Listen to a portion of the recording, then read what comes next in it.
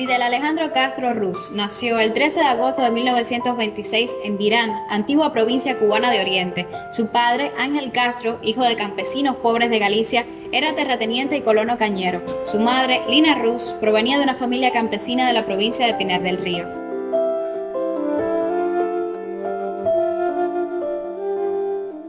Aprendió a leer y a escribir en la Escuela Pública Rural de Virán y continuó la enseñanza primaria en los colegios católicos privados de La Salle y Dolores en la ciudad de Santiago de Cuba.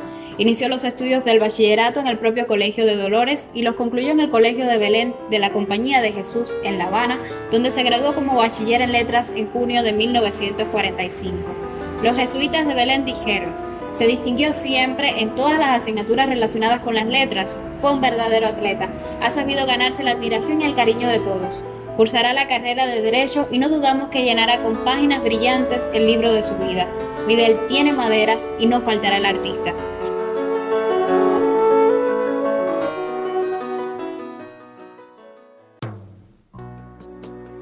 En septiembre de 1945 matriculó en las carreras de Derecho y de Ciencias Sociales y Derecho Diplomático en la Universidad de La Habana.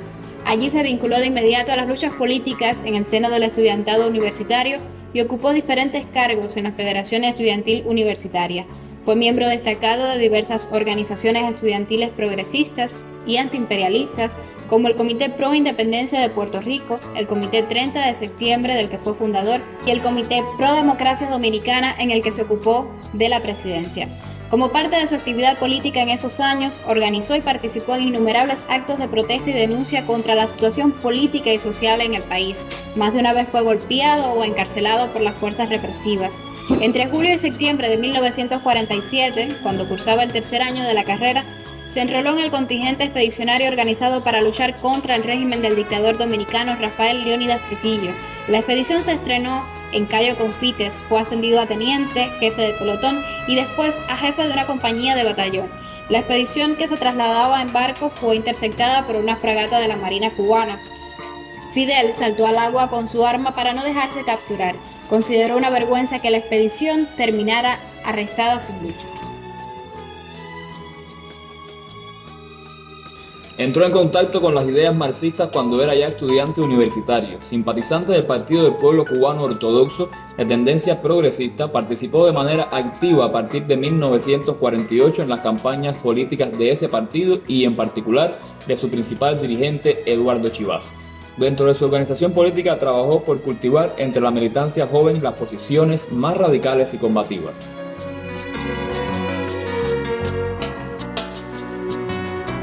Tras la muerte de Chivas, redobló sus esfuerzos para desenmascarar la corrupción del gobierno de Carlos Prío. Después de su participación en la expedición contra Trujillo, viajó en 1948 a Venezuela, Panamá y Colombia como dirigente estudiantil con el objetivo de organizar un congreso latinoamericano de estudiantes que debía efectuarse en ese último país. Se encontraba en Bogotá cuando se produjo la rebelión popular provocada por el asesinato del líder colombiano Jorge Eliezer Gaitán en abril de ese año. Se incorporó resueltamente a esa lucha. Sobrevivió por puro azar. En marzo de 1949 encabezó una protesta frente a la misión diplomática de Estados Unidos en La Habana para expresar la indignación popular ante el irrespeto al monumento del héroe nacional de Cuba, José Martí, por parte de marines norteamericanos. Fidel se graduó como doctor en Derecho Civil y licenciado en Derecho Diplomático en 1950. Desde su bufete se dedicó fundamentalmente a la defensa de personas y sectores humildes.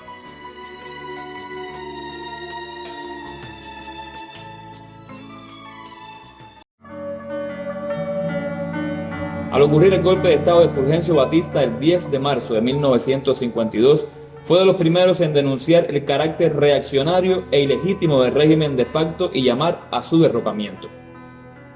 Organizó y entrenó a un numeroso contingente de aproximadamente 1.200 jóvenes obreros, empleados y estudiantes que provenían fundamentalmente de las filas ortodoxas.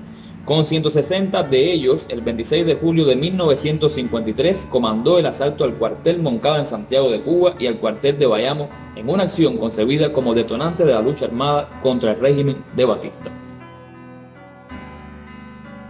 Al fallar el factor sorpresa, no pudieron alcanzar el objetivo. Fue hecho prisionero por las fuerzas represivas de la tiranía pocos días después del revés militar y se le mantuvo incomunicado durante 76 días. Fue sometido posteriormente a juicio y condenado a 15 años de prisión. En un ambiente reservado y vigilado, asumió su autodefensa ante el tribunal que lo juzgó y pronunció el alegato conocido como La historia me absorberá, en el que esbozó el programa de la futura revolución en Cuba. Ningún arma, ninguna fuerza es capaz de vencer a un pueblo que se decide a luchar por sus derechos. Ejemplos históricos pasados y presentes son incontables. Está bien reciente el caso de Bolivia, donde los mineros, con cartuchos de dinamita, derrotaron y aplastaron a los regimientos del ejército regular, dijo en esa ocasión. Desde la cárcel prosiguió su labor de denuncia del régimen opresor, al tiempo que maduró sus planes revolucionarios y profundizó la preparación teórica e ideológica de sus compañeros. Como resultado de una fuerte presión y campañas populares, fue liberado en mayo de 1955. En las semanas subsiguientes desplegó un intenso trabajo de agitación y denuncia, fundó el movimiento 26 de julio para proseguir la lucha revolucionaria.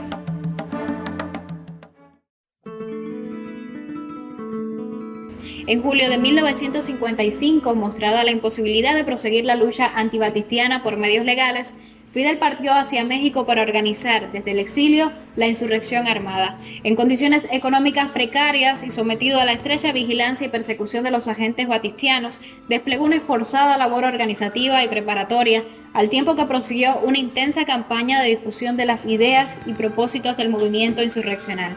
Viajó a los Estados Unidos, donde creó junto a sus compatriotas exiliados clubes patrióticos con el fin de conseguir apoyo político y económico para la lucha revolucionaria.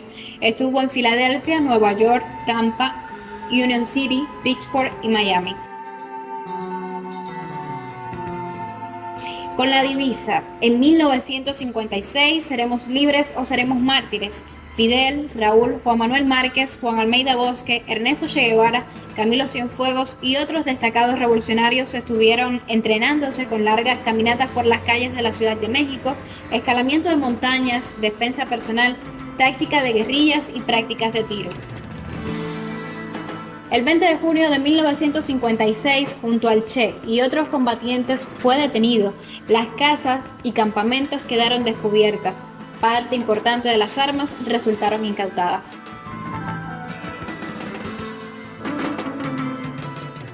Tras la salida de los establecimientos de la policía mexicana, se aceleró la conspiración revolucionaria.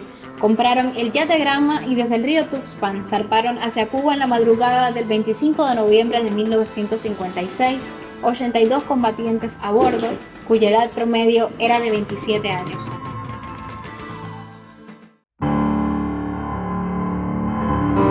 Después de 7 días de navegación, desembarcaron el 2 de diciembre en Playa Las Coloradas, en la costa suroccidental de la antigua provincia de Oriente. Las fuerzas batistianas localizaron el desembarco y hostilizaron a los expedicionarios. El 5 de diciembre, el ejército de la tiranía sorprendió en alegría de pío a Fidel y sus combatientes.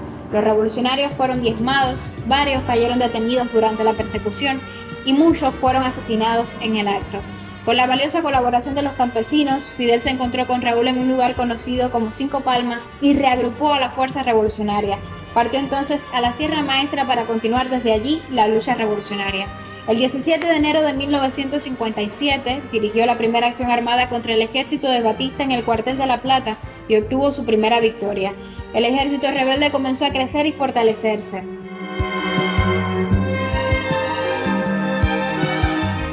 En su condición de comandante en jefe, dirigió la acción militar y la lucha revolucionaria de las fuerzas rebeldes y del movimiento 26 de julio durante los 25 meses de guerra. Tuvo bajo su mando directo a la columna 1 José Martí y participó personalmente en casi todas las operaciones, combates y batallas más importantes que tuvieron lugar durante la guerra en el territorio del primer frente rebelde. Tras contundente derrota de las tropas élites de la tiranía, estas, a través de sus principales jefes, decidieron reconocer la victoria rebelde en el propio Teatro de Operaciones de la provincia de Oriente el 28 de diciembre. Al amanecer del 1 de enero de 1959, Fidel enfrentó con una huelga general revolucionaria acatada por todos los trabajadores el golpe de Estado en la capital de la República promovido por el gobierno de Estados Unidos. Entró victorioso ese mismo día en Santiago de Cuba y arribó a La Habana el 8 de enero.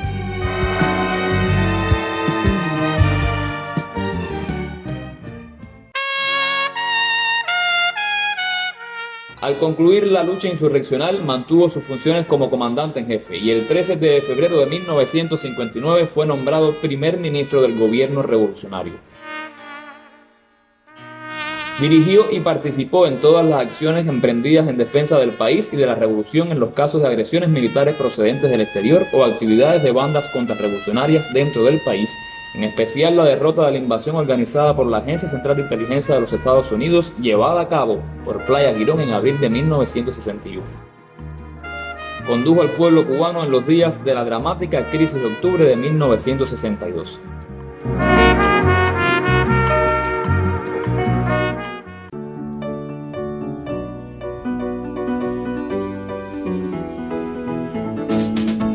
En nombre del poder revolucionario, proclamó el 16 de abril de 1961 el carácter socialista de la Revolución cubana. Y entre canto y llanto de la guerra, nuestra primera victoria. Ocupó el cargo de secretario general de las organizaciones revolucionarias integradas y más adelante el de secretario general del Partido Unido de la Revolución Socialista de Cuba. A partir de la constitución del Comité Central del Partido Comunista de Cuba en octubre de 1965, su cargo fue el de primer secretario y miembro del Buró Político, en el que fue ratificado por los 5 congresos del partido efectuados desde entonces. Fue electo diputado a la Asamblea Nacional del Poder Popular en representación del municipio Santiago de Cuba en sus sucesivos periodos de sesiones desde la creación de aquella en 1976. Desde entonces y hasta 2008 ocupó los cargos de presidente del Consejo de Estado y presidente del Consejo de Ministros. Presidió misiones oficiales cubanas en más de 50 países. Recibió más de un centenar de altas condecoraciones extranjeras y cubanas, así como numerosas distinciones académicas honorarias de centros de enseñanza superior en Cuba, América Latina y Europa. Dirigió estratégicamente la participación de cientos de miles de combatientes cubanos en misiones internacionalistas en Argelia, Siria, Angola, Etiopía y otros países e impulsó y organizó el aporte de decenas de miles de médicos, maestros y técnicos cubanos que han prestado servicios en más de 40 países del tercer mundo, así como la realización de estudios en Cuba por parte de decenas de miles de estudiantes de esas naciones.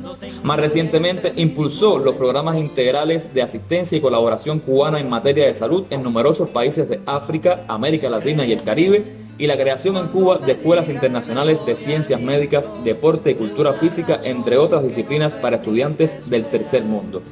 Promovió a escala mundial la batalla del tercer mundo contra el orden económico internacional vigente, en particular contra la deuda externa, el despilfarro de recursos como consecuencia de los gastos militares y la globalización neoliberal, así como los esfuerzos por la unidad e integración de América Latina y el Caribe. ¿Te molesta mi amor de surtidor? Encabezó la acción decidida del pueblo cubano para enfrentar los efectos del bloqueo económico impuesto a Cuba por los Estados Unidos desde hace más de 40 años y las consecuencias en el plano económico del derrumbe de la comunidad socialista europea, y promovió el esfuerzo tenaz de los cubanos para superar las graves dificultades resultantes de estos factores, su resistencia durante el llamado periodo especial y el reinicio del crecimiento y desarrollo económico del país. Durante casi 50 años impulsó y dirigió la lucha del pueblo cubano por la consolidación del proceso revolucionario, su avance hacia el socialismo, la unidad de las fuerzas revolucionarias y de todo el pueblo, las transformaciones económicas y sociales del país, el desarrollo de la educación, la salud, el deporte, la cultura y la ciencia, la defensa, el enfrentamiento de las agresiones externas, la conducción de una activa política exterior de principios, las acciones de solidaridad con los pueblos que luchan por la independencia y el progreso, y la profundización de la conciencia revolucionaria, internacionalista y comunista del pueblo. El 31 de julio de 2006 renunció a sus cargos oficiales por problemas de salud. A partir de entonces, escribió sobre los problemas del mundo contemporáneo en numerosas reflexiones y artículos publicados en los medios cubanos. Dedicó ingentes esfuerzos en sus últimos años a proyectos relacionados con la agricultura y la alimentación humana y animal. Por su autoridad moral, influyó en importantes y estratégicas decisiones de la revolución. La vida de Fidel no puede reducirse a unas pocas líneas. Su vínculo permanente e indisoluble con el pueblo, su brillante oratoria, su magisterio constante, su entrega sin límites a la causa de la revolución, ha dejado una huella imborrable en el pueblo cubano y ha servido de inspiración para millones de hombres y mujeres de todos los continentes. Las futuras generaciones de cubanos tendrán en él, como en Martí, un paradigma y una motivación profunda para dar continuidad a su obra. Falleció el 25 de noviembre de 2016 en La Habana, Cuba, a las 10:29 horas de la noche, a la edad de 90 años.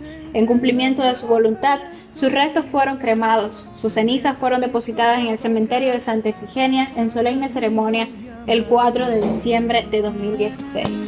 Y delante de la caravana, lentamente sin jinete, un caballo para ti.